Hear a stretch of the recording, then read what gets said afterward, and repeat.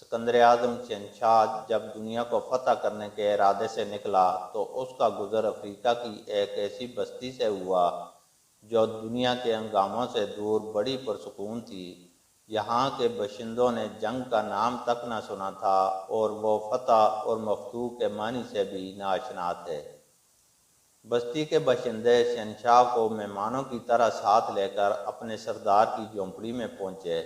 سردار نے ان کا گرم جوشی سے استقبال کیا اور پھلوں سے شہنشاہ کی توادو کی۔ کچھ دیر میں دو قبائلی فریق مدعی اور مدعا علیہ کی حیثیت سے اندر داخل ہوئے۔ سردار کی یہ جھونپڑی عدالت کا کام بھی دیتی تھی۔ مدعی نے کہا، میں نے اس شخص سے زمین کا ایک ٹکڑا خریدا تھا، ہل چلانے کے دوران اس میں سے خزانہ برآمد ہوا۔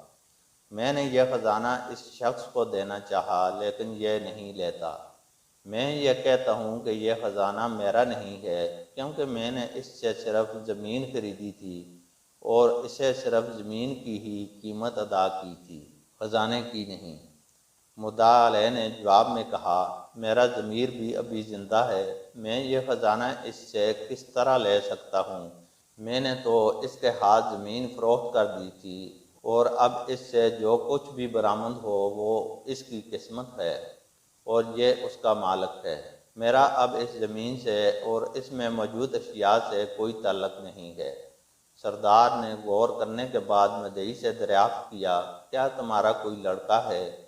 ہاں ہے۔ اور پھر مدعا علیہ سے پوچھا، تمہاری کوئی لڑکی بھی ہے؟ جی ہاں۔ مدعا علیہ نے بھی اس بات میں گردن ہلا دی۔ تو تم دونوں ان کی شادی کر کے یہ خزانہ ان کے حوالے کر دو۔ اس فیصلے نے شہنشاہ کو حیران کر دیا۔ وہ فکر مند ہو کر کچھ سوچنے لگا۔ سردار نے شہنشاہ سے دریافت کیا، کیا آپ میرے فیصلے سے مطمئن نہیں ہیں؟ نہیں، ایسی بات نہیں ہے، شہنشاہ نے جواب دیا، لیکن تمہارا فیصلہ ہمارے نزدیک حیران کن ضرور ہے۔ سردار نے سوال کیا، اگر یہ مقدمہ آپ کے روبرو پیش ہوتا تو آپ اس کا کیا فیصلہ سناتے؟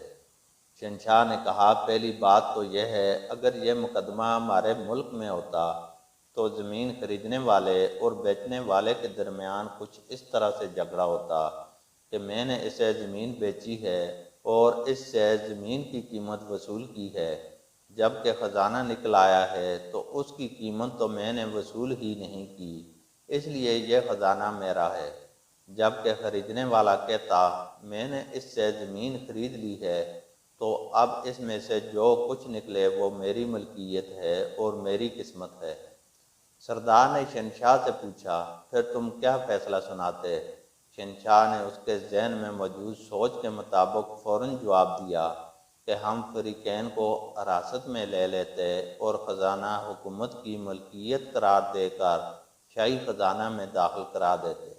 بادشاہ کی ملکیت؟ سردار نے حیرت سے پوچھا، کیا آپ کے ملک میں سورج دکھائی دیتا ہے؟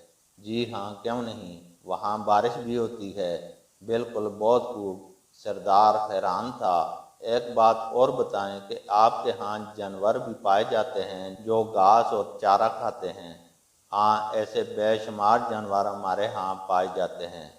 اوہ، میں اب سمجھا۔ سردار نے یوں گردن ہلائی جیسے کوئی مشکل ترین بات سمجھ آ گئی ہو۔ تو اس نا انصافی کی سرزمین میں شاید انہی جانوروں کے طفیل سورج روشنی دے رہا ہے اور بارش کھیتوں کو سیراب کر رہی ہے۔